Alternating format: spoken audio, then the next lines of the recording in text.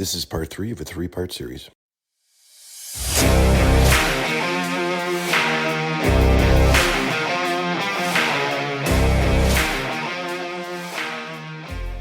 Welcome to Wrestling with Goals, the Conceive, Believe, and Achieve podcast, where we delve into the minds of elite athletes and coaches to uncover their secrets behind their success. I'm your host, Coach Geris, former university wrestling coach, D1 wrestler, national champion, Olympic trials medalist, Brazilian Jiu-Jitsu black belt, 3-time world team coach in grappling, and author.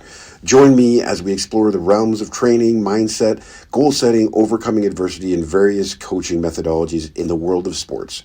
Get ready to be inspired and motivated as we learn from the best in the game on our journey to achieving greatness. I think that being able to talk about this on podcasts like this, where people across the country can listen to it and say, okay, yeah, I've been thinking the same thing, right?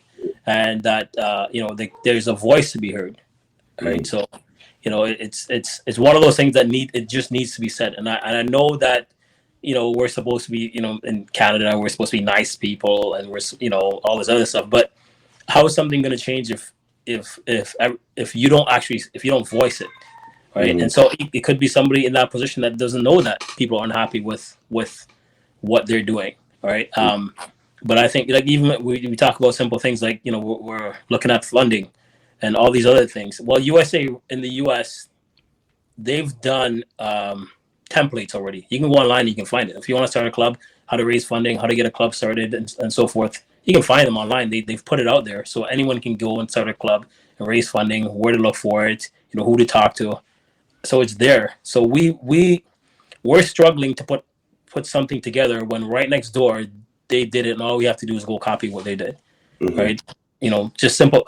I think we were talking about the other day. I've never received an email from Canada Wrestling for I don't know how many years, right? To say, hey, here's what we're doing here, and update it, and everything is going. Even just a simple thing as I want to know what's going on at the World Championships today. Well, I'll go onto the US site, USA Wrestling site, and I'll be able to see what their athletes are doing. Flip over to Canada, and the news from like 2 months ago, nothing about what's happening right now. So we just need to look at what someone else is doing and start to copy that. And so if it is people in the wrong positions, then we need to put some people in the right positions that, that one, I believe, have the experience, right? People who've had the experience and they've been doing it, and then they can just put that experience into there versus trying to start all over like every couple of years. And I also have to say this, right, for people who are listening, I'm upset that we let Tanya Verbeek go into the United States. Tanya, mm-hmm. If you hear that, I apologize, right? You should be here with your 30 plus years of experience. You were doing an incredible job as our junior development coach. You were doing an amazing job, and we saw the results. And I don't know, I wasn't in the office, right? I didn't hear the background on it and what happened. I spoke to quite a few coaches already, and they have the same mindset that we really blew it, right? So little things like that, we can't keep doing stuff like that. Yeah, I think the initial mindset with Tanya is like, that's awesome. She's going to, she's going to the US. She's gonna get, she's gonna work for a program. We'll raise a bunch of killers to come and kill us. Yeah, well, that's it, right? It's going to, the US is going to reap the benefits from that. Not Canadians, unless I do see Brock going down and doing some training down there, but still it's different. You can go training. No, it's different. You've got to raise that mindset within your room. It's different. It's great to go down there and do the training, but as a system, we've got to kind of somehow raise it from the ground up, right? Yeah. And I'll mention this too. You talked about the website coverage with Canada Wrestling and US Wrestling, right? So I do this podcast because I want exposure for Canadian wrestlers, Canadian wrestling. That's why I do this. This is what I wanted. I thought that, hey, and then I'm gonna criticize. So when I wrote my book on my dad's wrestling. So if you guys listening, there is a book about a wrestler that I wrote, my dad, and his story. It's about him, his journey, not about anything technical. It's about his journey through wrestling, Canada versus and going to the US. But when that happened, nobody promoted that but myself. That's it. I didn't have any backing, and you could think that if that happened, because I was in chapters, I was in Your dad's a in New sport York. as well. What's that? So your dad's a legend in the sport as well. Yeah. So if you were to come to, so my hometown, London, Ontario, that's where my dad coached. We did a book signing there. If I had support there from any governing body, doesn't matter which one, you would have exposure to the sport there. We had a 2-hour lineup, and you can call Indigo chapters on Wellington Road, and you can tell them or ask them how that went. 2-hour lineup, people were waiting in line to see me. The door was out, sorry, the lineup was out the door. The person from chapters came up to me and said, this is bigger. This is a bigger response to Paul Martin's book when he was signing autographs here. Paul Martin, the Prime Minister of Canada, not a very popular one, I guess, but still, my dad outdid that. History outdid that. Now, that kind of exposure, maybe, some provincial, maybe national pamphlets there, exposure to the sport. I give that away to, with every copy. You've created the mindset, well, hey, maybe I can get into this sport. Maybe a local club could have done the same thing, right? My dad wrestled for the WAC Wrestling Club at the time. They could have came down, I wouldn't. Joseph Marcosi did come down. I will give him that. He helped out with WAC for a long time. I haven't seen him in a while, but I will tell you, he did come down, but he didn't promote. He was just there taking picturs and stuff like that. The mayor of London was there as well. So I created that myself. I invited the mayor. I did all that stuff. That's what I wanted to do. That's how you create buy-in for your sport as well. That's why this podcast exists. We need to change the narrative. We want our kids to compete internationally on a stage that equally with the Americans. We need to change that mindset, not just within the wrestling room with the athletes, but also with the people that are in and behind closed doors that they're they're doing a good job to a certain extent. We're just asking for a little bit more, maybe a lot more. Oh yeah. Well, I mean, like I said, like I look at it from the perspective of an athlete. Your lifespan is so short, right? And you look at so many of our athletes have literally put the economic life on hold for the sport. And it's such a disservice that we do to them when we don't give them everything that they would need to achieve their goals and dreams, because they're literally going out and representing our country. They're representing our sport.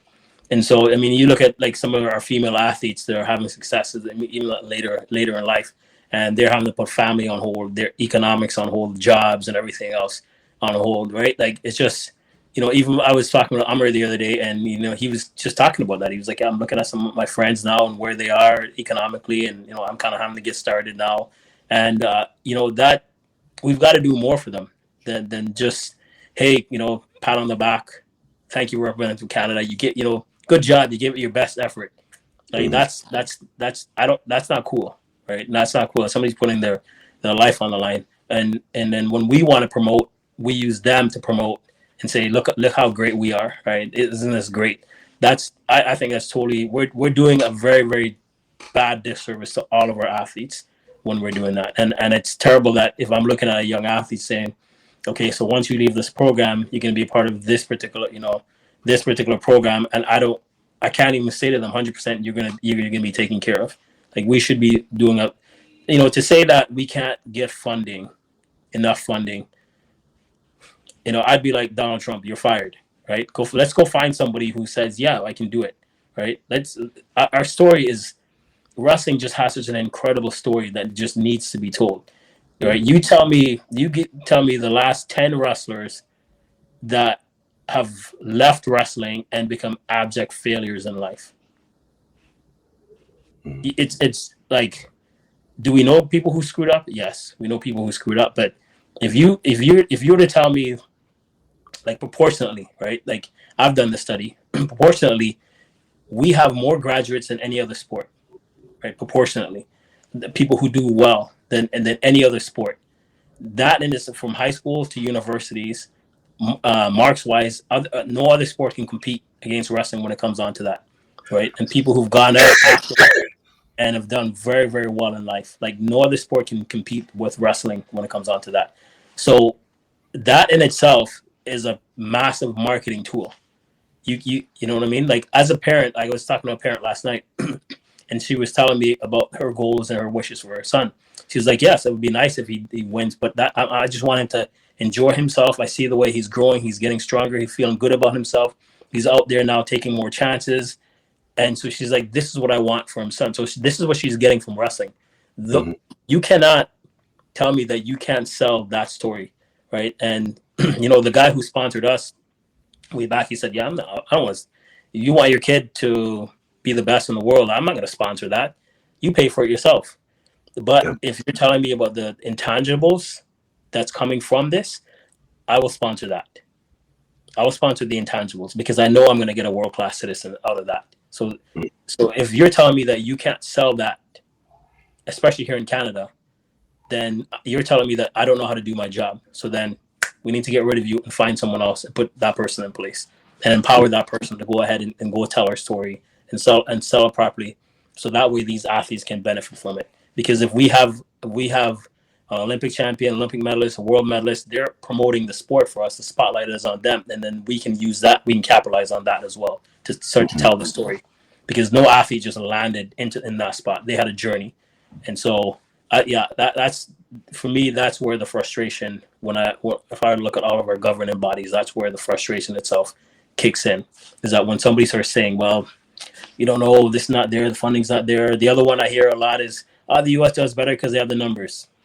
Well, Jamaica is considered the number one sprinting country in the world. The U.S. has almost 400 million people. Jamaica has 3.5 million people. Well, why is that? Right? If you look at in soccer, Croatia, right? How well they do. Well, I don't think they have 3 million people in the country. So what? So the question then is, why is that? Right? You know, we in hockey we do as well as the U.S. better than the U.S. We don't have the numbers, right? Well, why is that? In soccer, you know, I remember the days when soccer was like an ugly word to say. True or not true? Never want to say the S word. Oh my, I'm playing soccer. It's like, okay, yeah, go ahead. You know, you so and so, right? It wasn't a popular. So how did that happen? How did it go from that to where it's literally our national sport? What did they do differently in soccer to make it become our national sport than what we did? And it took off in the 2000s. They did something differently. Why don't we go talk to them and find out what they did? Right? Those are just the little common sense things. Or is it that you're comfortable with the status quo and that little bit of effort to go do that is not comfortable enough for you? And then do we need to find other people who are comfortable with the uncomfortable? Right? We're wrestlers. Let's find somebody who's uncomfortable with the uncomfortable and let's grow our sport. Yeah. You know, it's it all comes down to the mindset. All to the mindset. There's, you know, you can't give up. It's just what it is. It's grit. You know, it's you know, and when people push and find, you know, if the doors get closed, you just keep going. There's all sorts of stories about people succeeding because they didn't let that door shut on them, and that's where we, as you know, the other thing too is, you know, we get a lot of excuses. You talked about excuses there. You know, there's you know, the population. They have a bigger population to draw from. That's an excuse. It really is. And you talked about that's an excuse. Yeah. When you let excuses dictate the way you know, here's an excuse, right? Your mindset, you know, when you go and say, okay, well, I'm going to try this. Well, no, I'm afraid. I don't want to go and step on the mat because, you know, I'm going to be vulnerable. I might lose. Well, you've already failed yourself. You failed yourself and the people that support you. So now, you know, you go in and you say, well, you know what, we don't have the population to draw from, you know, the Ontario or the government isn't giving us enough money. We'll find this stuff. Yeah. You know, well, I was telling a guy the other day, like when I did the research, right? Like here in BC, we have a population of just 5.5 million, something like that, right? In Washington, they have a population of 7.5 million, almost 8 million. Okay. So they have 12,500 wrestlers. We barely have 3,000. Okay, so 7.5. So that they're only about 38%, I believe, larger than we are. So, but if they're 38%, but they have 4 times the amount of wrestlers, well, something's wrong. Something's wrong because it's not population. Then you can't use that excuse. It's like, well, it's their mindset. Well, what do you mean it's their mindset? Well, what is it that they're doing there, right, to attract so many wrestlers that we're not doing here when their population is not 4 times the size in Washington than here in BC? And it's not to bash our BC Wrestling Association, but they're doing something different that you need to take a look at and figure out what it is that they're doing. Because realistically, if they're, if the population is only 38%, we should be at least 6,000 here in BC, right? It's just, that's just what it is, right? And if not, then we got to figure out what we're doing wrong. And it's a simple thing. Look at what they're doing, right? Yeah. At least try our best. I know some of them in the schools, as a coach, you get a little bit of stipend, but it's not a lot of money. Well, is there something we can do for our coaches? Way back when we started getting paid as coaches, right, to coach a club, you would not believe. You would think that we were pushing drugs out of the club or something. The backlash to it. How can you be getting paid? Getting paid. It's a conflict of interest. It's like, okay, sure, right? And then it came down to okay, you're getting paid as a private coach, like you 1-to-1, and then that was another uproar. Okay, so now it's kind of becoming normal. You have a professional club, okay. Well, we had parents who would come in from other things like jiu-jitsu, and they would come in and say, "That's all you guys are charging?"